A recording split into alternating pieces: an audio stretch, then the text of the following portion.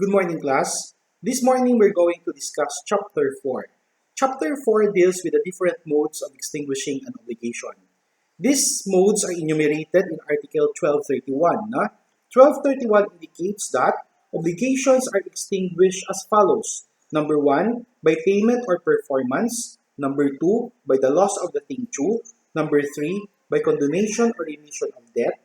Number 4, by confusion or merger of rights of the creditor and debtor. Number 5, by compensation. Number 6, by novation. Then other causes of extinguishing an obligation such as number 7, annulment. Number 8, rescission. Number 9, fulfillment of a resolutory condition. And number 10, prescription. These are found in Chapter 4. But there are other causes of extinguishment in an obligation which are found elsewhere in the Civil Code. So this would include the death of a party in case of a personal obligation, the mutual desistance or withdrawal of the parties, the arrival of a resolutory period, the compromise agreement, or the impossibility of the condition and the happening of a fortuitous event. Medyo mahaba ang chapter 4 class, no? We will devote this video by discussing number 1 kasi ito yung pinakamahaba, no? Payment or performance. The discussion on number 1, the first mode of extinguishing an obligation, starts with section 1 of chapter 4. Article 1232 states that payment means not only the delivery of money but also the performance in any other manner of an obligation. If you are going to refresh your memory, when we defined what is an obligation, you were told that it is the juridical necessity to give, to do, or not to do. Therefore, when you say payment, it does not comply only with the obligation to give, but it also complies with the obligation to do. So, payment does not presuppose only the payment of money, but it includes performance of a service. Another very important concept in payment class is partial payment is equivalent to non-payment. Therefore, for payment to ensue, there should be a complete and full payment, complete and regular payment. Now, however, in Article 1234, it's indicated there that if the performance was substantially done, substantial performance, it could be construed as payment. So when you say substantial performance and it could be construed as payment, walang rule of the thumb. Pero substantial, it means almost complete, almost complete. Now, for this provision to be applicable, the following are the requisites. An intentional acceptance of a defective or incomplete performance. Let's say, you undertook to build a fence. Tapos there was substantial performance. 100 meters yung fence, natapos mo ang 98 meters. 98 meters, may 2 meters ka na hindi natapos. Tapos tinanggap yun siya na nagpagawa sa'yo. Tapos alam niya na may kulang ka pa na 2 meters. However, tinanggap niya despite the irregularity, that could be construed as full performance. So for substantial partial performance to ensue, there should be, number 1, the intentional acceptance of the defective or incomplete performance. Number 2, the actual knowledge that it was incomplete. And the waiver, number 3, the waiver of any intention to enforce the full fulfillment of such obligation. So again, we'd like to repeat the rules that for payment or performance to ensue, there should be complete and regular payment or performance. But if the performance or the payment was substantially complied with and the obligee accepted the same without any complaints, then that could be considered as full performance. Nakuha ninyo, class? Okay, that is the first concept in payment. Payment comes in, sa payment, meron tayong 4 special types of payment. We have first, number 1, dasyon in payment. What is dasyon in payment or dasyon in pago? Now, when you say dasyon in payment, nakautang ka. Kaya lang, hindi mo na kayang magbayad ng pera. So, ang ginawa mo is that may isa kang property, sabi mong ganun, ito na lang ang ibayad ko sa utang ko. Para quits na tayo. Okay? You call that one dasyon in payment. Now, for dasyon in payment to ensue, these are the requisites. Number 1, there must be a performance of a prestation in lieu of payment, which may consist of the delivery of an incorporeal thing or real right or a credit against a third person. Number two, there must be some difference between the prestation due and that which is given in substitution.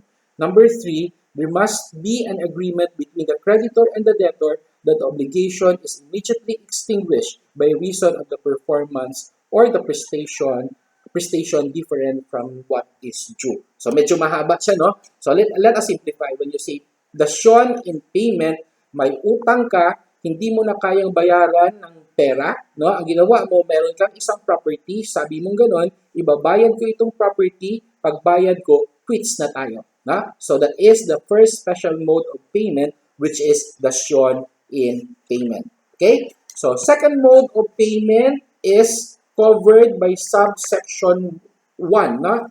Application of payment. Ano itong application of payment? Isang debtor, isang creditor, maraming utang, kulang ang perang pambayad. No? It's as simple as that. No? So, that is covered by Article 1252. That is the second mode of special payment. Okay? So, requisites of application of payment. For application of payment to ensue, there must be, number one debtor and one creditor. Number two, there are two or more debts. No? Maraming utang sa isang debtor sa isang creditor. All debts must be due date na lahat-lahat.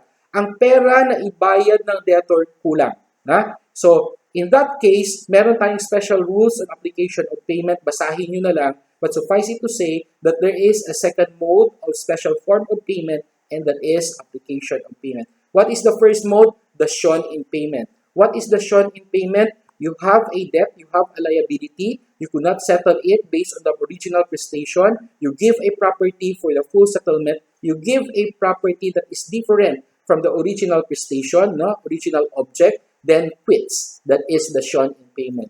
For application of payment, you have one creditor, one debtor, several debts, the payment is not sufficient, then the creditor or the debtor may agree, no? May come into an agreement as to which debt the payment will be applied. Okay? That is the second special mode of payment, which is the application of payment.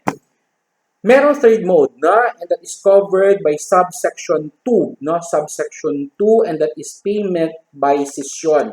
What is this payment by cession? Sa payment by cession, there are two or more creditors. Marami kang pinagkautangan, no? Tapos, ikaw partially insolvent ka. When you say you are partially insolvent, mas marami kang utang kisa sa assets mo, no? Actually, when you say insolvent, that there is a judicial declaration that you are insolvent, no? Partially hindi mo na mabayaran, no? So anong gagawin mo, no? Ibibigay mo ito lahat ang properties ko, no? Bahala na kayo maghati-hati. That is payment by cession. How is that different with the application of payment? Sa application of payment, one creditor, one debtor, di ba? Dito sa payment of cession, several creditors, no? Several creditors. Sa application of payment, nagbayad ka pero kulang, tapos i-apply dun ng creditor or ng debtors dun sa utang mo sa kanya. One creditor, one debtor. Dito naman sa cession in payment, iiwan mo lahat ng properties mo, bahala na ang mga creditors mo na marami na maghati-hati sila kung paano nila paghahatian ang mga properties mo. Okay, that is payment by cession, and that is another mode of special payment. Okay, so dasyon in payment, application of payment, and payment by cession. The third special mode of payment is tender of payment plus consignation. Now, what is tender of payment plus consignation? This is covered by Article 1256, na? 1256. Nagbayad ka, kaya lang the creditor does the following, na? Ito yung circumstances 1256. If the creditor to whom tender of payment has been made refuses without justifiable cause to accept, nagbayad ka, ayaw niyang tanggapin, no? Accept it, the debtor shall be released from the responsibility by consigning the thing or the sum due before the court. So dapat there is a tender of payment first before consignation. No, tender of payment, i-offer mo sa kanya, ayaw niyang tanggapin, no, ayaw niyang tanggapin, then you go to court and deposit that thing sa court. That is consignation. So tender of payment plus consignation, no, will free the debtor from his liability. Consignation alone shall produce the same effect in the following cases. So, di ba, sa fourth special mode of payment, you have consignation, a tender of payment, then consignation. Dito sa 5 instances under Article 1256, even if magdiretso ka na sa court to consign the thing, valid na even without the supposed tender of payment. What are these?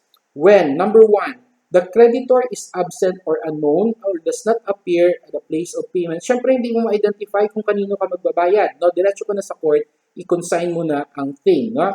Number 2, when he is incapacitated to receive payment at the time it is due. No? So, hindi siya capacitated to receive payment, like let's say minor siya or may diferensya siya sa utak, no? And the like. So, for your protection, huwag mo na ibigay sa kanya, diretso ka na sa court, ibigay mo na sa court. Na? When without justifiable cause, he refuses to give a receipt. Hindi siya mag-issue ng resibo, no? Or even acknowledgement receipt.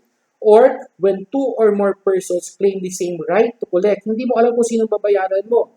Sir, nangyayari yan? Yes, nangyayari. Like let us say, may utang ka sa nanay or sa tatay, namatay ang nanay at saka tatay, nag-aaway ang mga anak ngayon kung sino ang may right over doon sa accounts receivable ng nanay at tatay. So what is the best thing for you to do to consign the thing before the court? And number 5, when the title of the obligation has been lost. Okay, now, let us review. Na? When you say payment, na, it does not presuppose only the giving of money, but it also includes the performance of a service. Partial performance or partial payment is equivalent to non-performance or non-payment. However, we have the so-called substantial performance. No? If the obligee is informed that the performance is irregular or partial, yet he accepts it, it could be considered as full performance. Now, there are 4 special modes of payment. 1, you have the shown in payment. Number 2, you have the shown in payment. Number 3, you have application of payment. And number 4, you have tender of payment plus consignation. Okay, that will be all for this video. Next video, we will have the second mode of extinguishing an obligation, and that is the loss of the thing due. Have a good day, class.